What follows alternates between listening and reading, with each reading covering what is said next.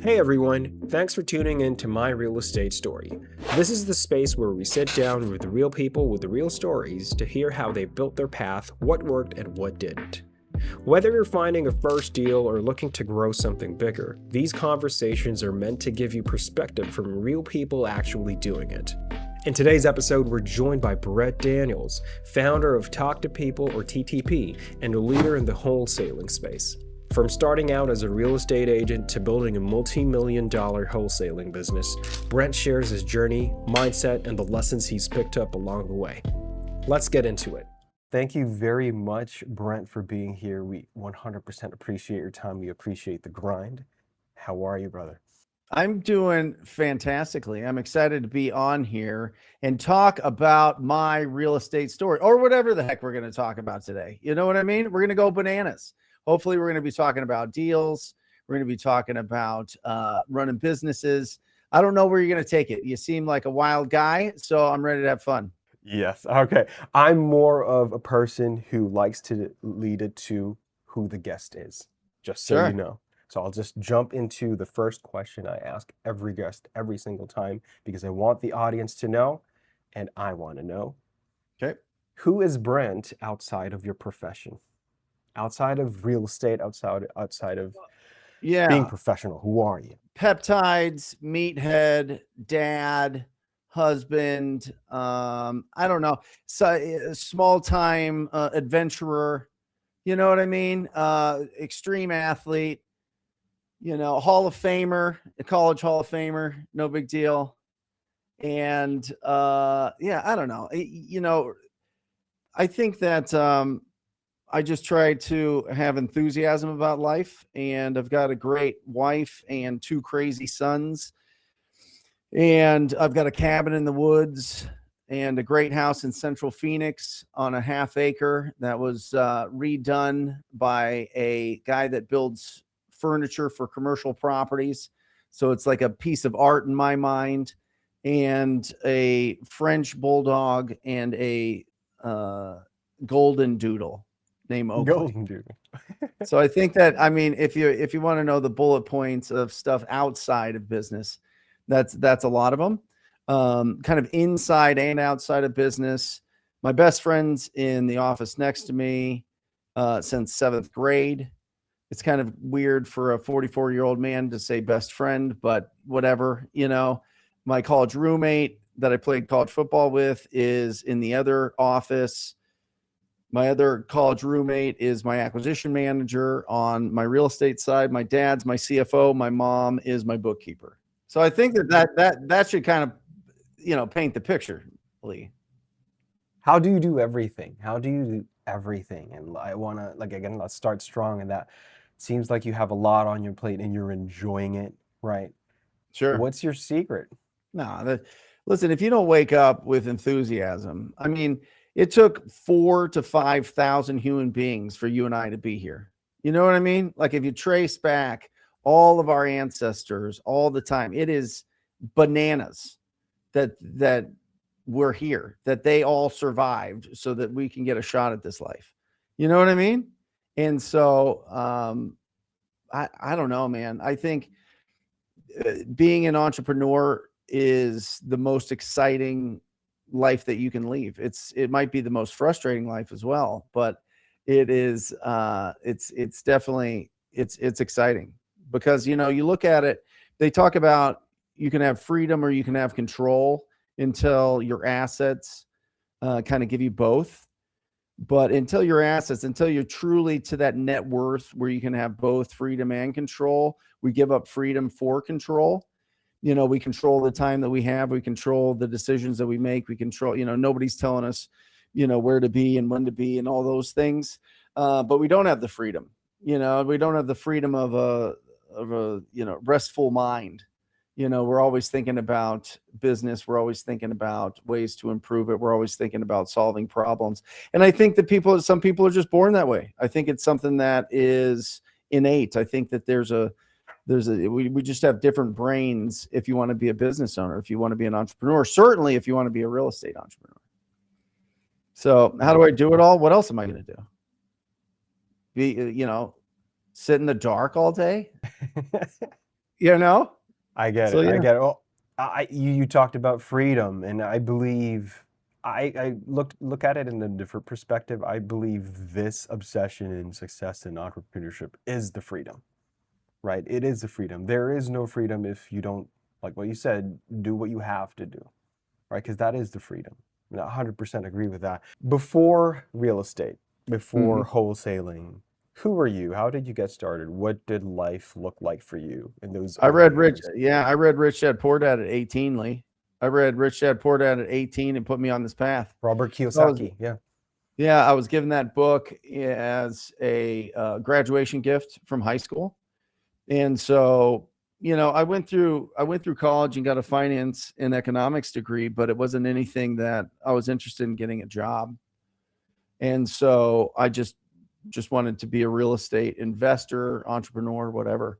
And so during college, I got my license and then started out in 2004, just going out and start doing real estate deals. What was your first deal? I was just being an agent. It was just selling a family member's house. I Yeah, see. this I see. this is this is pre podcasts and YouTube, and there was a lot of gates around the secrets of real estate investing back then.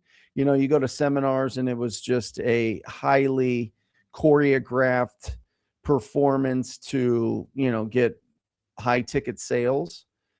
And so I didn't have the funds to be able to do that. So I was like, you know what, I'll just get a real estate license and figure it out that way. There's got to be, these realtors have to know everything about investing. Of course they don't. But that's how I started. Gotcha. Which I remember the part of the book where um, Robert says, never let them know who your business partner is. Well, not a lot of people know that his business partner is his cat. Yeah, right. And you said earlier that it seems like a lot of people who are close to you, your seventh grade best friend, your roommate, Yeah. and your Mike family Mahoney. members. He's right over Yes, there. Yep. business partners in general. That's the question, I guess. How important is it is for you to have a business partner, and do you agree on that idea that you should not let people know who your business partner is? Well, first, I don't agree with the idea of having business partners. Okay, interesting. Yeah. What? Yeah. I don't, not in a real estate business. In a sales business, you just don't, if you're out there finding great deals and, and wholesaling, you don't need a business partner. It's absolutely redundant and ridiculous, in my opinion, and in my experience. If you've got a business partner that has a construction background and you want to do some fix and flips and you're finding the deal and they're doing the construction, great. Totally get that.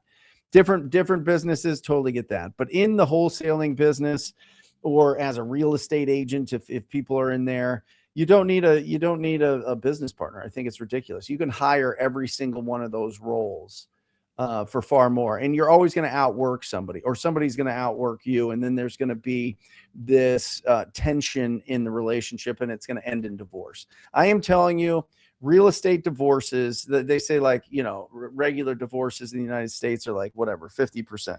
Real estate divorces are 150%. Okay, Lee? They're 100 every time. There's going to be a divorce at some point, and it's going to be ugly.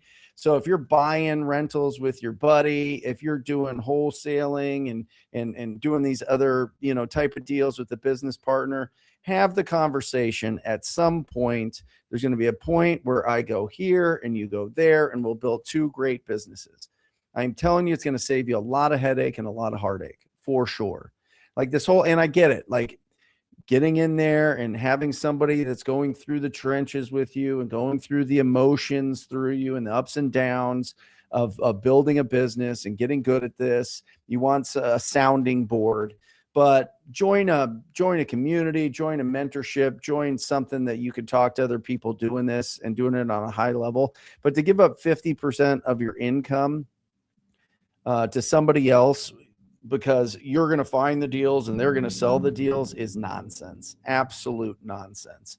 Now, that doesn't mean I don't believe in collaboration. That doesn't mean I don't believe in fair play and fair pay. I believe in all of those things. In this business, you do not want to have a business partner. You do not want to have a business. You already have a business partner. Do you know who your business partner is? It's called the IRS. I It's thought you called were Uncle selling. Sam.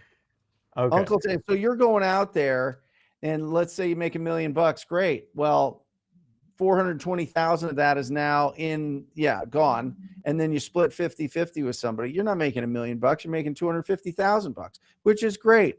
But you're not going to change the financial future of everybody in your family tree on $250,000 a year net, unless you live very piously and put it all towards assets and grow that over time. But you'll be an old man before that, or woman. How important is to you having people who are close to you? Again, it's very clear that you're very close to people who you're working with. Yeah. How important is it for you to know who you're working with? I mean, obviously that's Yeah. important, but like, can you tell us your experience in working with your seventh grade best friend and all of that? I became a magnet. Once you go out there on your own and you do really well and you are excited about what you're doing, you become a magnet for really great talent. And it just so happens that the talent pool was within my group. And I think that naturally happens with buddies. It naturally happens. I can't speak to like a group of women, but a group of guys, there's like a commonality there that you just naturally have. It's almost innate that you get along. It's just instant, right? And when they go off and they get expertise in marketing and you need a marketer and you're seeing each other at Christmas and you're going through what everybody's doing, you're like, wait a second, that's exactly what I need. What do you think of this? And then all of a sudden, boom, you got it, right? And so it wasn't like this collection of friends it was not there at the very beginning throughout this whole journey. It's just been after everybody kind of separated and started their lives and families and everything else, they had expertise in different things that just make sense. And so it kind of all pulled together in a serendipity type of way. So I mean, the importance of having great people, you got to be surrounded by great people. You got to be surrounded by great people that you trust, that most importantly, you're not going to fight about money. You're not going to fight about money. What are the top three characteristics you look for a person that you're going to work with? Like three personal characteristics that are near and dear to your core principles before you decide to like, hey, I'm going to work with you. Yeah. Listen, batteries have to come included, right? Batteries have to come included. If you're coming in all tired and slow and whatever, that's not going to survive around me, right? So you got to have a big engine, right? You got to have a big engine. You got to be able to do a lot of work and you got to be able to go fast. And so that's super important. And I guess just don't do a lot of drugs. Don't ruin your life. That. I guess the better way to say that is be reliable. There you go. Okay. How much of the reliability tests your patience? Because I asked a previous guest on this. He has the same mentality, A-type personalities, very strong. But for him, it's like, for as long as he's seeing you're working and you're consistent. But my question to him is, I want to know your fire, particularly Brent, and what if they have the batteries? What if you're seeing their effort? What would be your limit to saying, hey, man, I don't think you're cut out for my business? They just have to be bad at their job. You know what I mean? I mean, everything is merit based. You know what I mean? Like if you can't grow with the company and have the ability and the IQ and the ability to run as fast as us, then that would be a problem. And that's happened. If it's fine, can you share like one moment that you felt like that thing you said didn't happen? What were some of the challenges in that? And like telling someone like, hey, can't run with us. Yeah, you get comfy, you get caught was a saying that my buddy Brian Asun always told me. And so there's a complacency that falls in when you're getting a paycheck. And so, it's like, hey, we need you here at this time. We need you rock and rolling. It doesn't happen, or there's excuses, or they're always sick. You know what I mean? They're not taking care of themselves or whatever else. Get out of here. I don't have time for that. That's like where you said, like, just don't do drugs, take care of yourself and all that. Now, to transition to another like angle in this, looking back at when you transitioned from an agent to a wholesaler, what did that shift teach you about yourself, and how did it prepare you? About time.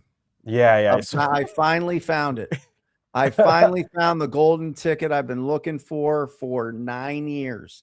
I mean, truly, Lee, I didn't want to be a real estate agent. I didn't want to show houses. I didn't want to list houses. I didn't want to master a listing presentation or drive all over on every, work weekends at open houses and all this, show one buyer 50 houses. I didn't want to do any of that. I just wanted education in real estate, and I wanted to learn how to find good deals. And then I realized, okay, I don't have any marketing budget, so I'm going to go knock doors in a popular area in Phoenix, and I'm going to ask every single homeowner that answers the door if they would consider an offer on their property, because I had an investor that was looking for properties in that area. And so I went to the end of 42nd place here in Phoenix in Arcadia. It's right up the road from my office here. And I knocked on the door. She had a security door, so it's like metal with the little holes in it. And she came to the door and she was like, "What do you want?" And I explained, "Hey, I'm Brent Daniels. I'm with Green Street Real Estate. I know that this is random, but I'm just stopping by because I have an investor that's interested in buying houses in this neighborhood. And I just wanted to see if you would consider an offer on your property." And no, I love, this is how she talks. And this is exactly how she talks. No, I don't want to sell my house. I love my house. I've lived here forever. My family's lived here forever. The spiel, yeah. But she said that, but the house, I'm the caretaker for the house 3 houses down. It's empty. The owner's 92. She lives in New York. And I think she wants to sell the property. And so I said, "Well, can you put me in contact with her? Can I get her phone number?" She goes, "Well, let me call her real quick and get permission." So she called, came back, gave me a slip of paper with her name and phone number on it. So I was like, "Thank you so much." And I went down and I wrote down the address of the property. And I was like, "Oh, I'll call him when I get back to the office." And then something hit me like lightning. And I was like, "No, you got to call right now. You got to call right now, because you're going to get back to the office. It's going to be, there's going to be distractions. People are going to want to talk to you, jibber jabber, whatever." So I called her right there on the street, and we had a great conversation. And I negotiated the deal, and I asked my investor, "Will you give me 3% if I can get you, the certain price?" And he said yes. And then I went to the closing, or I got the settlement statement emailed to me. And I was looking for my commission, and I saw it there, and I was like, "This is amazing." Like I could just walk down the streets of Phoenix and just, it's raining commission checks, baby. You know what I mean? Like, this is, I was making like $5,400. This is incredible. And then I looked at the first page of it, because the commission was on the second page, the first page. And I look at it, and my investor's not even on this. My investor's not even on buyer. It has a totally different company name. So I was looking for him, and then down on the side, on the buyer side, it had this line that said assignment fee, $40,000 or $30,000, $32,000. I don't know. I've got a crazy brain, but between $30,000 and $40,000, Lee. And I call up Derek, my buyer, and I was like, "What? Are you not buying this house? You're not even on the closing documents. Like, what is happening here?" And he goes, "Oh, no, don't worry. I already sold it." And I was like, "What do you mean you say? What do you mean you sold it? You don't own the house. You're not the seller. How do you sell a house before you own it?" And he's like, No. I sold the contract." And I was like, "What is that?" And he's like, "Yeah, don't worry about it." So I sold him 3 deals. He made $92,000 between those 3 deals. I made my commissions, and I was like, "Oh, I see what's happening here." okay, he just is, he's going on the contract and then he's assigning it to somebody else for a fee. People are just paying to replace him on the purchase agreement. And once that hit, I was like, Got to do this. it was like I was in the choir of like a Southern church. I was singing, I was going bananas, I was just throwing my hands up. I figured it out. And then from there, I've done, made 20 million bucks doing that. How quickly did that happen for you? That because you had that light bulb moment. It was like because you had that moment where I had to call her now. Did you just keep going with that, that flow when Yeah, I you had just that kept light door bulb? knocking. I just kept door knocking. And then what I realized was instead of like, I am just pale as you can be, instead of like burning and melting out in the Phoenix sun in July, I can just drive around, get ugly houses, write down the address of ugly houses, find the phone numbers and the owner's name and just call them up. And so that's what I started doing. And then I I had a philosophy that was pounded into me from a real estate agent coach that I had named Kathy Anderson. She's like, you just have to talk to people. You just have to talk to people. Just talk to people. Just talk to people.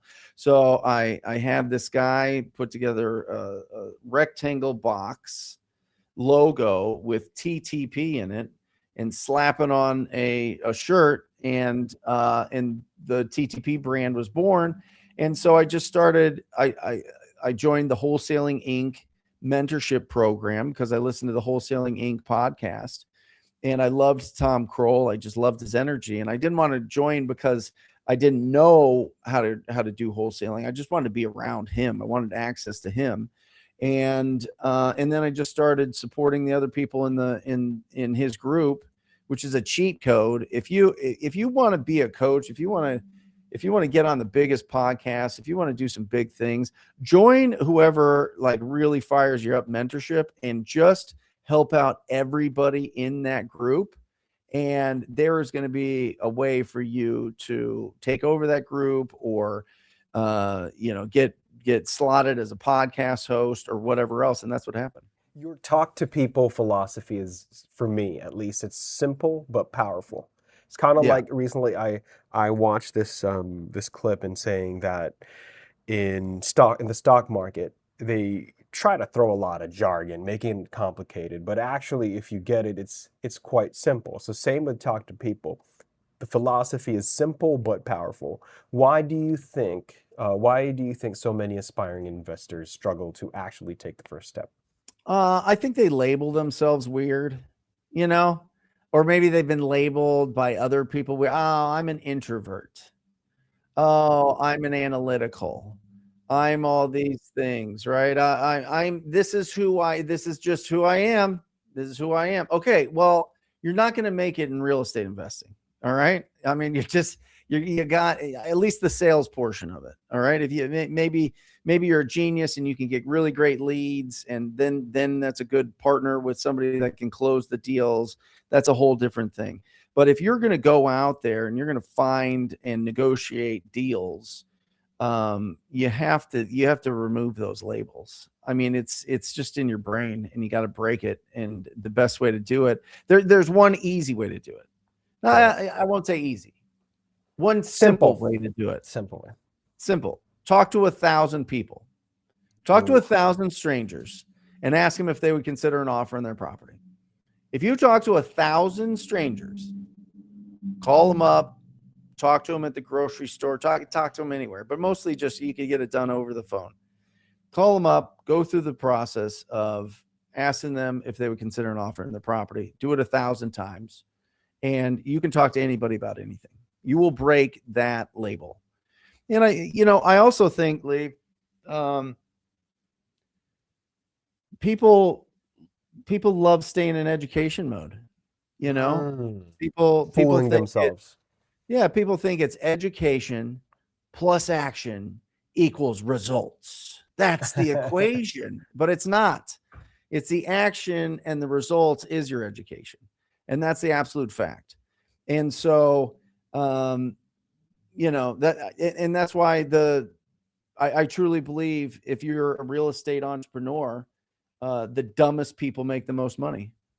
Yeah, The dumbest I've people heard make that. the most money because they're willing to take the risk. They're not going to overanalyze it. They're going to go and take the risk of getting rejected. They're going to take the risk of talking to people. And I don't care where you're at. You have to talk to people. 90% of all business problems come down to talking to people. If you look up anybody or read any of the Steve Jobs, any of the Elon Musk, any of that, you would be shocked how much of their time is on the phone talking to people. You would be absolutely shocked. All day, every day, they're communicating with somebody. They're doing it.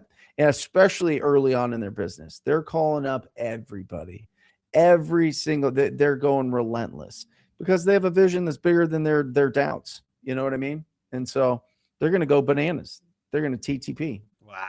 I love that. They're going to TTP. Okay, that's amazing. Well, I 100% agree with you on that. You can label yourself, but the way you can get out of it is just doing it, right? If you're an introvert, again, talk to 1,000 people. Makes sense. Well, Yeah.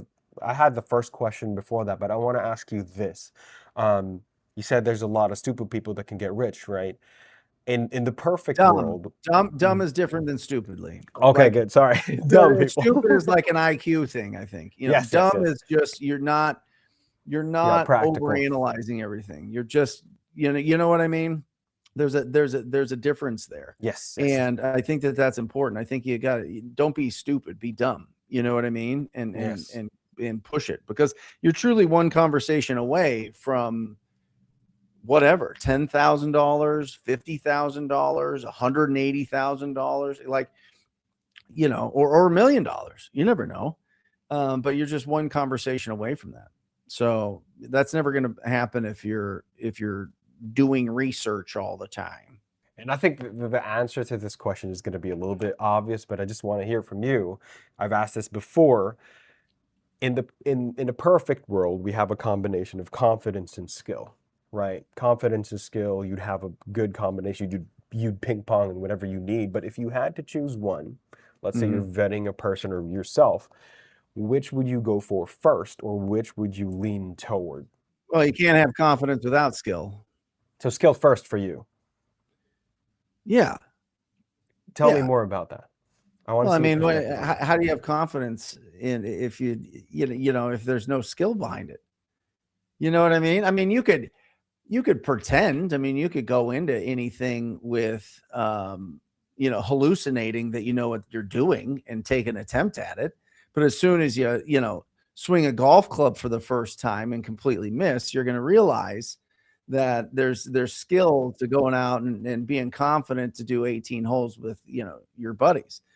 Not that I play much golf, but it's just crushing the analogies in this podcast. I'm just doing it. Yeah, no, I think listen, I think that you can dig into the successes that you've had in the past, but I think that's where confidence comes from. True confidence is, you want to have a strong mindset. You need to have skill, and I think that that's truly what at the end of the day, the confidence is. All right. So 100% agree. no, I mean, I don't know, Lee. What do you? I mean, do you think it's one of those things where it's like we know so many people that are confident, they're just knuckleheads and just don't have any skill? You know what I mean? Like they're just really good bullshit artists. Nah, they know shit. They know shit for real. For real. Like, You know? it's a lot of people think it's like when they see a confident person who's successful, of course, insecurity is going to kick in for some people. And there's going to be like, oh, confidence carried them. No, it's like, it's either they had that talent in whatever industry they're in. So 100% agree with you on that. But sticking to the business aspect of this, as your Yeah. business and platform, like Wholesaling Inc. and Talk to People grew, how did your role evolve and what new challenges came with the leading and mentoring others? It's just exciting. I mean, listen, the only true legacy that you leave behind is what you teach other people. That's all we leave behind. It's what you teach other people, whether it's your family with financial intelligence or love or whatever else. You know what I mean? That's truly the legacy that you leave behind. And so if you're a really great coach and a really great teacher, and I mean, that's why the best coaches get paid so much. You know what I mean? Because they're changing everything about whatever game they're playing. whether it's business or sports or whatever else, you know what I mean? Education. I mean, it is wildly rewarding when somebody that is a single mom out in, Elephant's Breath, Wyoming, is doing their first wholesale deal and making $10,000. And it's some ridiculous amount of people outside of real estate transactions. But if you look at the percentage, I think it's like 87%. And I could just be totally bullshitting here, but I think I looked it up. 87% of Americans never get a 5-figure check. And this person that $1,000 would change their life, they'd make 10. You break people's brains. People's brains have to they just swell up. It just changes it. It just changes their brain. Their mental, what they believe is possible. It's almost like, going from a little fishbowl into just a bigger tank, into a pool, into a lake, into an ocean. You know what I mean? And so watching that journey with so many people, I mean, I've coached 8,000 people. I mean, watching that journey with so many people, it is professionally, I don't know anybody luckier than I am, or more fortunate to be able to do that and do that on that level. It's really awesome. It's just awesome. And so, yeah, I love coaching my face off. Gotcha. So the role changed in terms of like when you started, it changed from like, hey, getting these people paychecks to actually changing their lives, I'd say. Did I get that right? It's really about that. Yeah, I mean, when you start out, when you've never done something, you run on faith, and faith is great, but it's not as great as fact when it comes to business. So when you see somebody cross the bridge from faith to fact, like they believe that they can do this, and then they know that they can do this, that's a different place as an entrepreneur. And I don't care if you make $1 on your first real estate deal or 100,000 on your first real estate deal. You get proof of concept, you know that you can do it, and you know that it's real.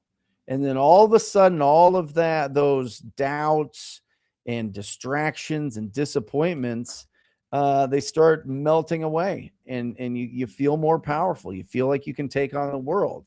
And even if it's just that one deal, maybe if it's just that brief moment in time, that is something that'll be a core memory. And maybe you don't take it any further than that, but most people in my experience that surround themselves with me, they do a lot of those deals and have a lot of those moments, but nothing's like, closing that first deal. The light bulb moment, like what you said, everybody has that light bulb moment. Well, in a business like wholesaling, where obviously rejection is, I was about to say rejection is constant. Rejection is sure. It's always going to happen. So in a business like that, how do you personally deal with setbacks or burnout?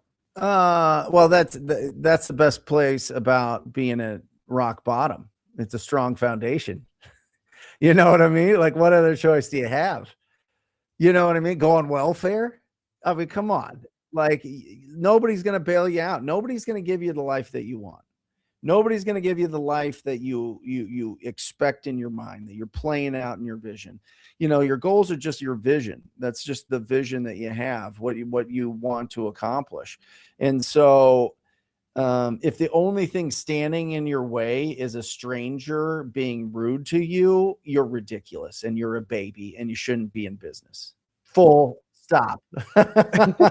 I like your I'm honesty. just telling you, you shouldn't. Yes. I mean, you don't have what it takes. You don't, your brain was not built this way. So go back into your comfort zone, get into your escapism, go watch the Netflix, go play the video games, go, read the fantasy, sexy novels, whatever you want to do. Go live that, be comfortable, go do those things. But if you want to make a tremendous amount of money, you have to provide a tremendous amount of value. If you want to provide a tremendous amount of value, you have to have a tremendous amount of service. Any business that's providing a tremendous amount of value has a ridiculous amount of rejection, a ridiculous amount of drama. and negative things thrown at you all the time. So if you want to live in your padded world, do it. That's most of my family. That's most of the people that I grew up with, all those things. Like, live that life. It's not, this isn't better than that. It's just not how I want to do it. Well, I swear to God, we're gonna get sued by Netflix one of these days. You're like, a lot of guests always mention the Netflix thing. But anyway, what will be your last statement? We don't have much time now, so what will be your last statement for our audience? Whether it be advice, a view, or like a concept, what will be your message to us, and how can people reach you? Yeah. Listen, 90% of business problems are just because you're not talking to enough people. All right. And if you are going to be a successful entrepreneur, you better get in shape physically. Truly, you better get in shape. You better be there. You better take care of your body, because I am telling you, the amount of emotions that will build up that need to be exercised out on a daily basis, weekly basis, is extreme. And if you don't, you're going to work hard and then you're going to die, because you're going to be fat and your heart's going to be full of nonsense and your brain's going to be full of mush and you're going to lose your mind and you're not going to remember any of this anyway. So I have, when I sign off from my live shows on Wednesdays, and I'll answer that, you could catch me on YouTube, Brent Daniels on YouTube. You can check out the podcast, Wholesaling Inc. But I kind of sign off with three things that I think are importantly. One is keep your house clean. Like, seriously, your environment matters. It really does. Like, keep your house clean. All right. And you could use that as both your actual house and your brain, however you want to do it, but keep your house clean. Protect your health and increase your value to the world, and you'll live a fantastic life. And so I think that, that's the, what do you write on a graduation card advice to people? That's what I would tell them. That's what I write down. Keep your house clean, protect your health, and increase your value to the world, and you'll live a fantastic and, I think, fulfilling life. Now, do I know? No, I don't know anything. None of us know anything, but that's my experience, and that's my advice to people. So, yeah, I guess that does it, huh, Lee? There's no better way to end this podcast. Thank you very much, Brent, for your time. We really appreciate it. This conversation is exactly what the podcast is about: real people with the real stories. And thank you. You got it, brother. I appreciate you being on here. You're a fantastic host, and We try. I'm excited to share this on the YouTube channel and listen to the other episodes that you guys are putting out. It's awesome. Thank you, Matt. All right, we'll leave it there for this episode of My Real Estate Story. Thanks to Brent for giving his valuable time and sharing his perspective. If this episode gave you something to think about, consider subscribing so you can follow along with future stories. Watch out for our Instagram page for more clips and updates between episodes. Thanks for spending some time with us today. We'll see you again soon.